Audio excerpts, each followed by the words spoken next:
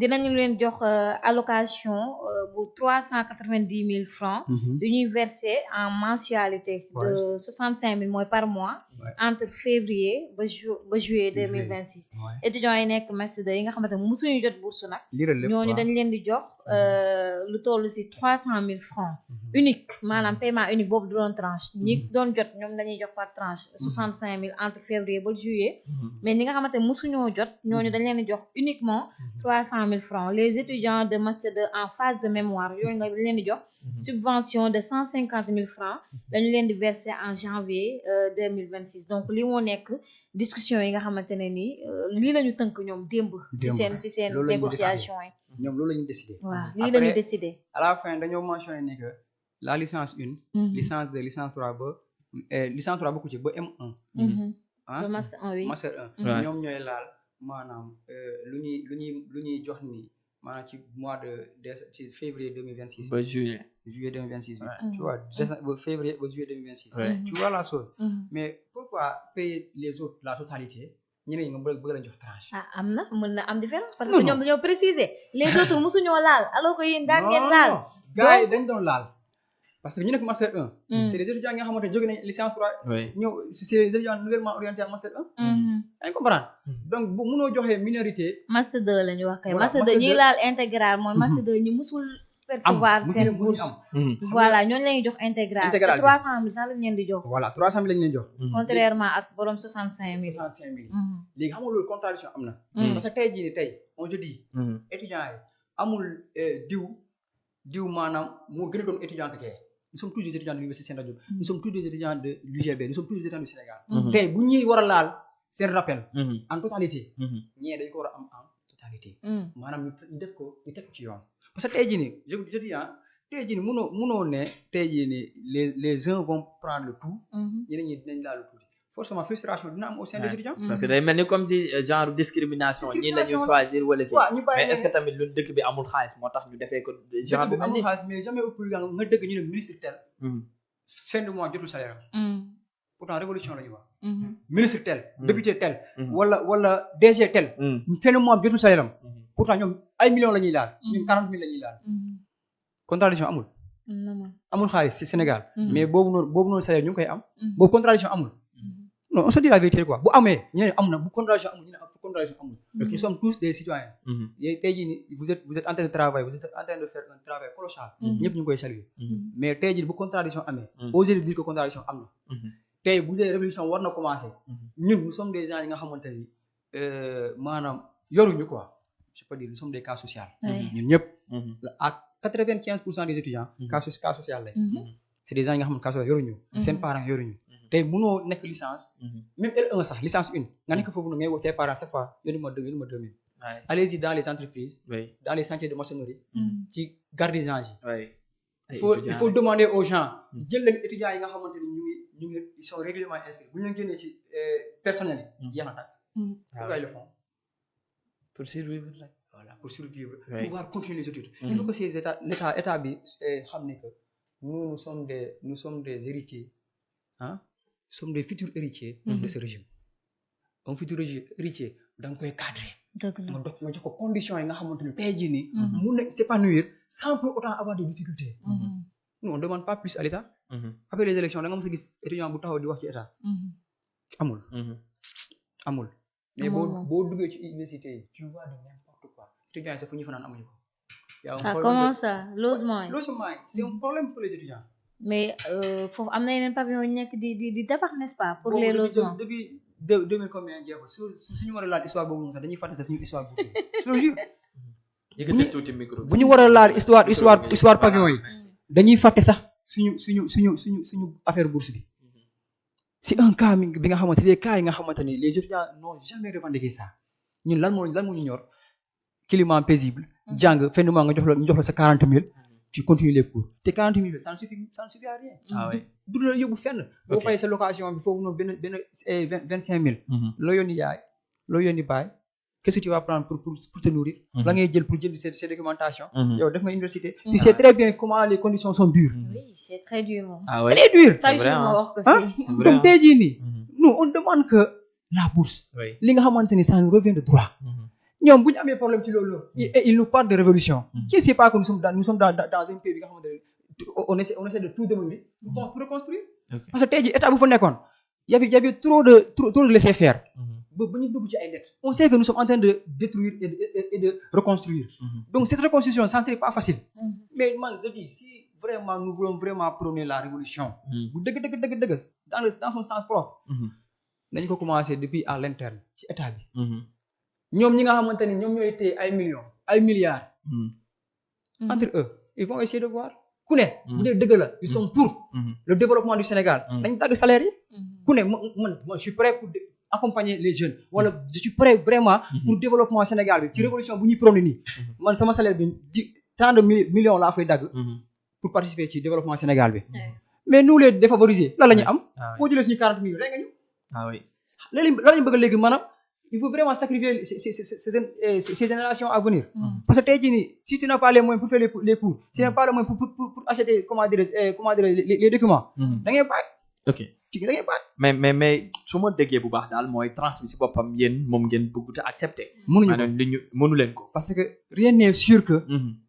dinañ ko respecter mais normalement dinañ ko respecter buñ ko waxee kay dinañ ko respecter ñun ay jamono bañ à la fin ci lii nii nu mu tudd communiqué bi dafa insister ci le redémarrage rapide des cours des travaux des activités pédagogiques loolu lañ exiger sax yaa ngi gis donc un point bi nga xamante ni nous sommes tous ñun ñooy jàng xam nañ ne luy suñu arrangement ak lu suñu arrangement tey jii nii booy insister ci yow étudiants yi lu ñu la waxoon nga fàtte loolu noonu ba ngay insister ci redémarrage des cours des activités pédagogiques qu'est-ce qu'on sous-entend man sama xel dalul de man collectif bi je leur dis il faut pas qu'il se laisse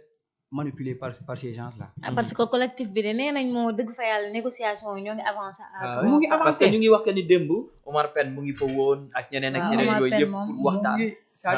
kooku c'est l'ambassadeur des étudiants Omar Pène moom ñun kooku la ñu yàgg topp c'est yow tey jii l'ambassadeur des nii étudiants même si ils nous disent que les choses avancent par parole parce que ba tey gis ñu benn document bi nga xamante ni ça montre que les choses avancent bu fekkee les choses avancées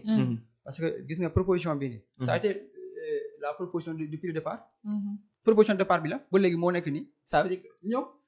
il reçoit des délégués quoi dañu leen recevoir dëgg naa ñuy waxtaan mais les choses n'avancent pas bu doon avancer on n'aurait pas arrivé à ce niveau-là ba ñu génnee communiqué suba démb di naan gars yi nous allons vous payer par tranche maintenant le restant on va essayer de voir dans l'année 2026-2027 côté boobu waaw léegi bi ngay booy xaar tamit année 2026-2027 luy tegu ci somme yi tamit day tegu de day tegu parce que nous n'allons pas c'est vrai nous n'allons pas rester bàyyiwuñ ko xel nous n'allons pas rester croiser les bras dañuy continuer suñu jàng bi boo continuer sa jàng nga xam ne que am nga dette feneen te ba léegi parce que boor la quoi ba léegi ñu ne la année 2026-2027 donc forcément les choses vont s'accumuler accumulation boobu nag ils ont pensé à ça ça aussi c'est une question c'est-à-dire moo tax pour vraiment éradiquer ce problème là nañu génnee xaalis révolution boo koy xool da ngay xool les gens les plus favorisés nga dem si ñooñu noonu vous allez essayer de discuter à table léegi on va essayer de mettre ça ok tey jii nii ministres yi députés yi TG yi ak ñeneen ak ñeneen ñoom dañuy dagg seen salaire tant de francs pour participer ci développement bi pour mën a gérer pays bi ok nous les défavorisés yow boo jëlee 100 francs sax ci 40 mille déjà étudiant mi ngi jooy mu ngi jooy 40 moom bëriwul mais qu'est-ce que vous comptez faire puisque def nañu benn propos boo xam ne si ni mooy que ni lii nekk 3 milliards et quelques ñu fas yéene génne te itam d'après nu ma déggee mooy wax yéen d'accord leen ci loolu léegi da ngeen di reprendre les cours wala da ngeen di continuer ba léegi ci toog di xaar ni te ñun tey jii nii pour reprendre les cours oui comme je l'ai dit tantôt moi je suis dans l'opposition je suis un porte-parole des étudiants maa ngi diriger des milliers de jeunes nga xamante ci étudiant ci UCAD lañu nekk donc ça serait très dur moi à ma qualité de coordonnateur di jël décision boobu noonu mais seuls les délégués ñi nga xamante ni étudiants yi ñooñu lañu jël teg leen ci kanam ne leen maintenant c'est à vous de prendre les décisions adéquates c'est-à-dire de bonnes décisions donc tey jii nii ces délégués n'ont qu'à assumer les responsabilités bu fekkee ne ñoom si ñoom affaire bi dal na seen xel ñoom bu ñu wax étudiant da lañu topp bu ñu nee étudiant dañuy jàng nous allons continuer les cours mais jusqu'à présent man gisuma benn communiqué bi nga xamante ni jóge na ci délégué génn na ci délégué ñoom communiqué bi ñu génne woon barki démb mooy cours yi dañu dañuy koy séché ba léegi mooy daw te boobu sax gisoon naa la réaction de certains étudiants ñuy ñaawlu boobu communiqué parce que dañoo ne yéen da ngeen di gën a tardeel année académique bi am na ñeneen ñu toog fee ne arrêté na li ngeen dafa ñoom dañoo bëgg jàng moi je comprends la position de certains étudiants il faut pas être hypocrite moi je dis l'hypocrisie baaxul tey jii man jot naa les 375 wala 405 wala 515 mille alhamdulilah toog naa croiser les bras ñeneen ñu jot bañ jot sama yoon nekku ci c'est pas bon étudiant boo leen di ànd soyez soudés quoi former un bloc et l'objectif d'atteindre maanaam l'idéal principal tey jii nii moo war nag suwe étudiant yëpp mais c'est-à-dire comme on le dit souvent dans la famille même mënuñu bokk idée donc il y a vraiment des différences d'idées mu am ñeneen ñi nga xamante ni yow tey booy penser pour le bien-être général moom boppam lay xalaat loolu jeex ci société mais il faut que ces étudiants là cessent de dire ce qu'ils sont en train de dire tey jii nii le combat là je le dis ñu gën a sensible ci combat bi ce n'est même pas Abdou Khadir en tant que coordonnateur de la liste homogène mais délégué yi la délégué des amicales délégué amicales yi ñoom ñoo gën a sensible comment non parce que ñoom ñooy dem ci négociation yi ñoom ñooy rencontrer autorité il nous dit pas tout de duñu wax lépp mais des fois je suis sûr et certain que dañ fay jël ay menaces keroog vous avez vu face à face président amical fak lettre bi Demba ak ministre bi le climat était tendu affaire bi dafa métti woon da ngay dégg sa yenn kàddu yi nga xam ne que étudiants yi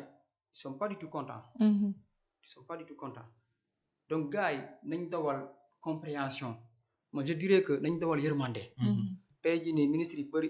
je peux dire tous ces ministres là seen doom yi jàngiwuñu Sénégal c'est ça oui là aussi ñun ñooy subir lépp bu ñuy naan révolution étudiants yi lay commencé mais si aussi il s'agit de subir les pots cachés ñun lay njëkk est-ce que nous serons toujours des victimes nous est-ce que c'est normal en tant que les dignes héritiers de ce pays ñooy héritiers de moi je le dis et je le répète nous sommes des dignes héritiers tey jii nii parmi les étudiants il y a un Ousmane Sonko Premier ministre parmi les étudiants il y a un Bassirou Diomaye Faye parmi les étudiants il y a un directeur de la direction des bourses parmi les étudiants il y a un premier